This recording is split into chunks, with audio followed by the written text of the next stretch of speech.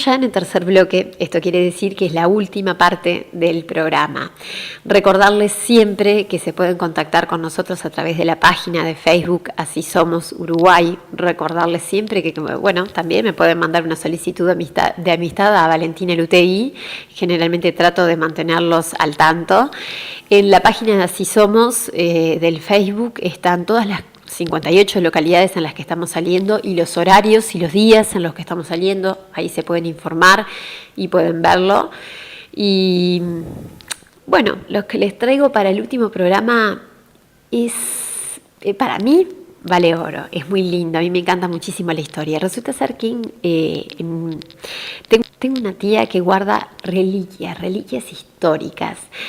Y a mí me gusta muchísimo la historia. A mí me gusta conversar con la gente, así como conversamos con Pancho. Me gusta cómo conversamos con Marcel Queroglián, cómo conversamos, bueno, como han visto todas las entrevistas con Nicolás y con Martín.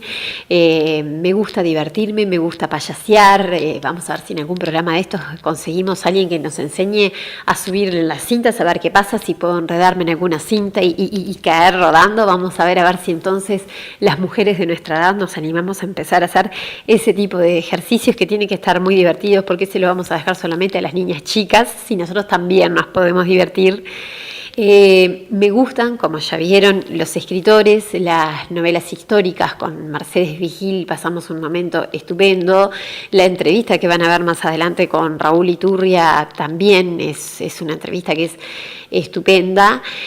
Y bueno, resulta ser que en la casa de esta tía, que es muy celosa de todas sus cosas, se ve que esta beta por las cosas históricas viene de familia, ¿no? Un día encuentro una revista que se llama La Propaganda Rural, una revista añeja del año 1924, y esa edición era dedicada a Sarandí de G. Bueno, hablaba de la época en que llega el tren, hablaba de las familias de Sarandí de G, pero aparte de Sarandí de G, también hablaba de Capilla de Farruco, y tiene todo un texto que con imágenes de Capilla de Farruco y una de sus fiestas traté de pasárselas oralmente, de decírselo oralmente. Toda la historia de Capilla de Farruco que aparece en la revista, en esta revista que les comentaba, del año 1924, está aquí, en este bloque que viene. Espero que lo disfruten. Si les gusta la historia, lo van a disfrutar.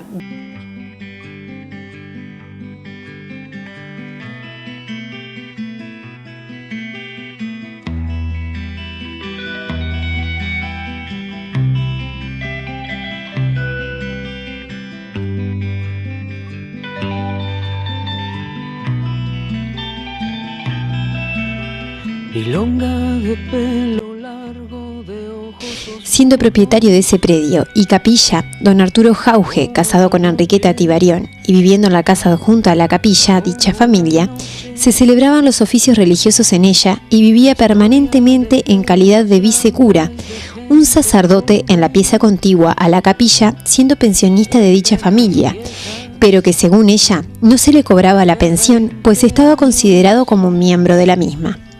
Consuelo de los que viven siempre arrastrados por la rutina.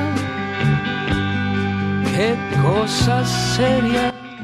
Hasta el año 1877 continuaron así las cosas. En esa fecha, el señor obispo monseñor don Jacinto Vera indicó la conveniencia que había que levantar otra capilla por medio de una colecta entre el vecindario, porque no le parecía que debiera continuarse en la primitiva capilla, puesto que era de dominio particular, pegada a la casa, y esa casa servía de posada a todos los que por ahí pasaban, pernotando y quedándose muchos de ellos varios días con la consiguiente algarabía.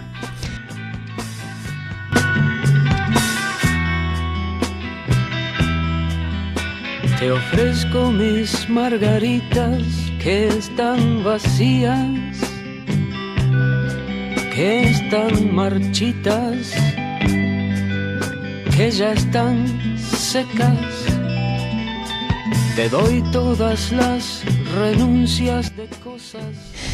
Fue entonces que la familia de Jauge donó una cuadra de terreno para la nueva capilla y otra para el cementerio que se haría junto a ella. Milonga, mi compañera que me comprende, que me protege, que me abriga, frazada del pobre hombre que siente. Este terreno donado, según consta por el título de donación archivado en la curia eclesiástica, quedaba a 100 varas de distancia próximamente de la casa principal que continúa la pared de la antigua capilla.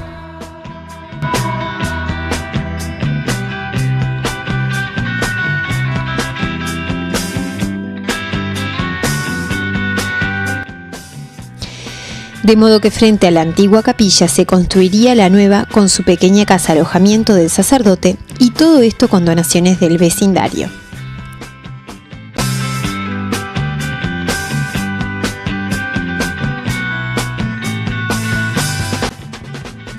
En el año 1879 quedó terminada la nueva capilla y fue inaugurada solemnemente por el presbítero Manuel Juan Belz, cura de Durazno, quedando en ella establecido el servicio religioso y clausurada la vieja, la primitiva capilla. Es de notar que uno de los principales donantes para esta obra fue el señor Basilio Varela, que vivía en Las Cañas, en la estancia que hoy es del señor Pablo Rizo.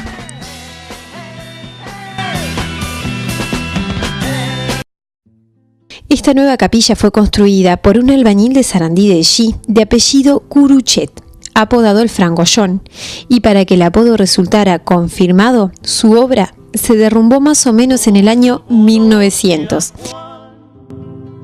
Juan el Flaco, que es albañil. Y sus materiales fueron aprovechados por el señor Orlando Rosselló en la construcción de su casa particular. De la historia del Juan.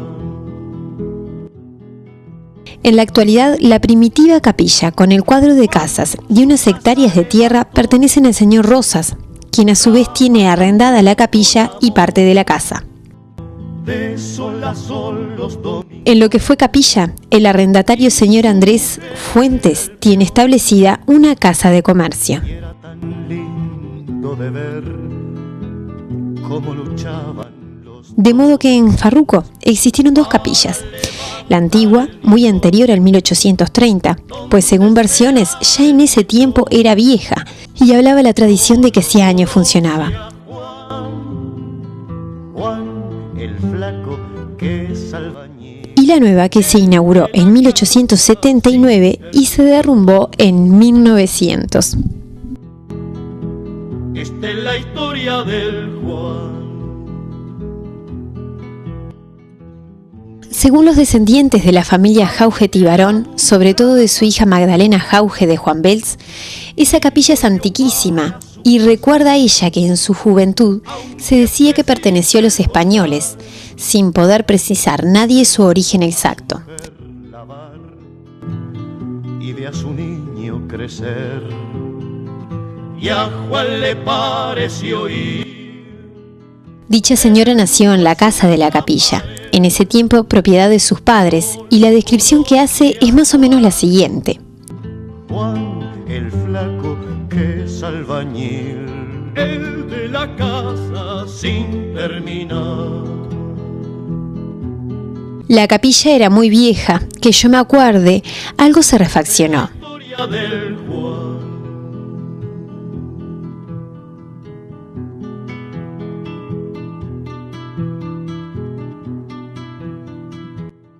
Capilla y casa formaban un cuadro de edificaciones. Uno de los lados era la capilla, dos lados la casa grande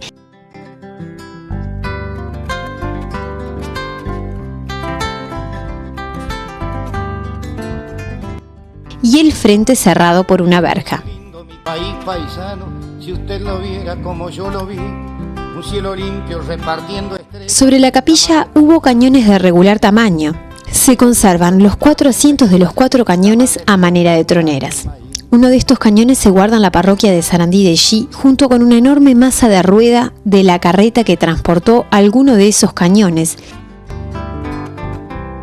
Viera que es lindo su país paisano, los 4 rumbos que le conocí. Junto a esa capilla no había casas y las estancias eran muy distantes unas de otras. Viera que lindo es su país paisano, los 4 rumbos que le conocí.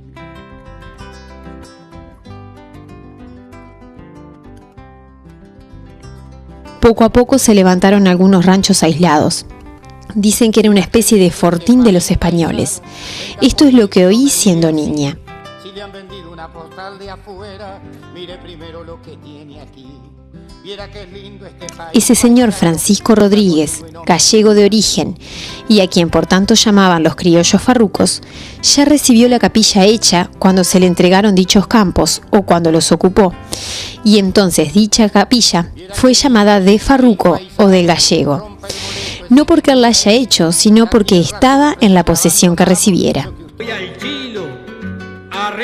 Bien puede concederse que haya sido edificada por los españoles por considerar ese lugar estratégico y para detener por medio de la persuasión del Evangelio la ferocidad de los salvajes del lugar y otras invasiones de extraños. Pero que no precisa un camino nuevo para llegar a mi memoria. Miren que son pagos lindos los de la quinta. Nada de ella se menciona ni en los títulos otorgados a la viuda del señor Francisco Rodríguez, ni en los trámites que el señor Francisco Rodríguez siguió para poder ocupar los dichos campos. La patrulla mojón de la tradición, donde el sol Así como tampoco en la venta que hizo la viuda de Rodríguez de su propiedad al señor Diego Noble el 13 de mayo de 1831.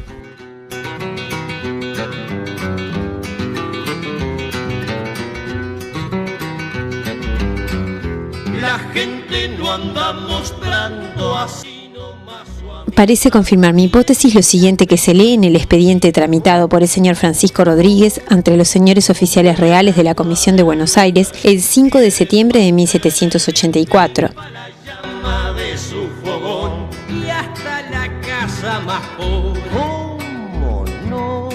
Después de mensurar los campos, los testigos y comisionados, y después de jurar con el juramento de la religión que lo hicieran a Dios nuestro Señor y una señal de la cruz, aconsejaban que se otorgue posesión al señor Rodríguez mediante el pago de 14 pesos por cada suerte, haciéndolo fundados en estas razones. Entretenido en recuerdo. ¿Cómo no? Se dividió todo el terreno en cuadros en 10 y 6 suertes de estancia, y que se avalúan y tasaban mediante la experimentada experiencia que les asiste de haber caminado por ese sitio infinidad de veces y de tenerlo bien visto y conocido, como asimismo atendiendo el perjuicio que se presentaba en ese terreno de hallarse tan distante de Montevideo y lo propenso que está a cada paso sucediendo hallarse por él los enemigos de esta campaña, como lo son los indios tapes altaneros, portugueses y demás malévolos que los incorporan.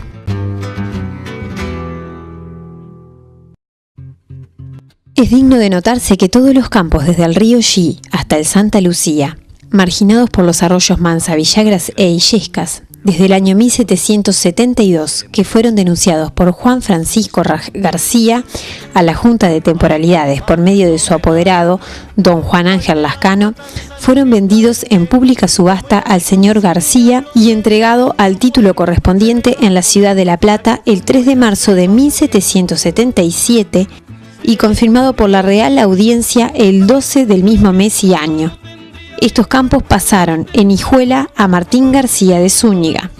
Desengáñese, compadre, que no hay angelitos negros.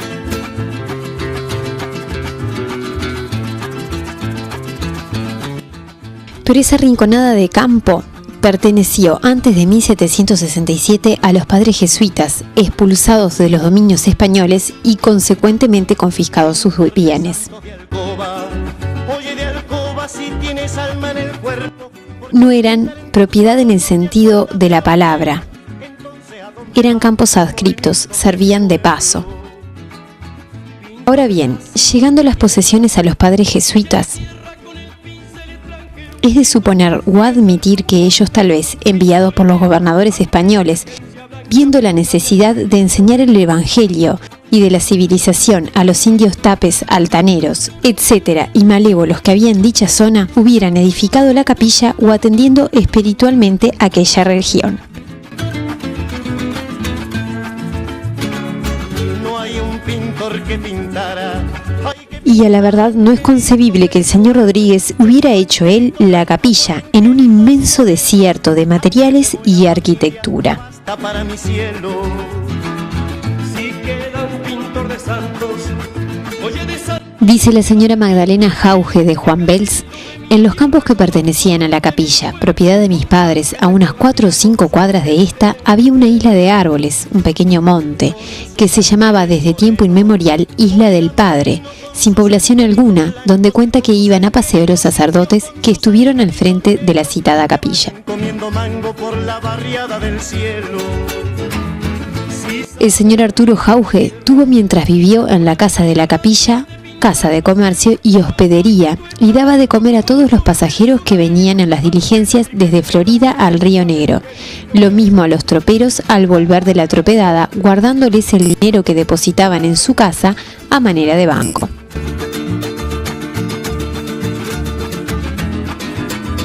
Los ranchos que rodeaban los edificios de la capilla eran los de zapatero Tiburcio García Salazar, fotógrafo Samenti y el señor Cordero con platería. Al principio el señor Jauge hizo de boticario, vendiendo y recetando lo más necesario. Después Augusto Torriani, que empleado en su casa de comercio hacía de curandero, estableciéndose más tarde como tal en la sección. Independencia o la muerte le proclama su soldado. Antes de este ejercía la medicina una china misionera. Todos hemos de morir, mas con honor sucumbir. En 1885 se estableció en su misma casa un médico belga, hasta que en 1887 se radicó el doctor Fa. Liberar la patria o si no morir. Es digno de notarse que hasta el año 1876 los viajes hasta ese lugar se hacían en carreta, cambiándose desde esa fecha ese medio de transporte por la diligencia. Amigos, ya saben, estamos en el mail asisomosuruguay@gmail.com.uy, estamos en la página de Facebook Así Somos Uruguay, estamos en el canal de YouTube Así Somos Uruguay. Si no encuentran el link para el canal del YouTube, en la página de Facebook, ¿cómo me está costando vocabulizar el día de hoy? En la página del Facebook lo van a poder encontrar. También me pueden enviar una solicitud de amistad y podemos conversar. Me encantaría que me cuenten historias, me encantaría que me inviten a acompañarlos. Me encanta, voy a donde sea, vamos a donde cuadre, porque esto es lo que a nosotros nos gusta. Y bueno, mandarles un saludo enorme, gigante, a seguir manteniéndonos en contacto, Los voy a extrañar, los veo la semana que viene.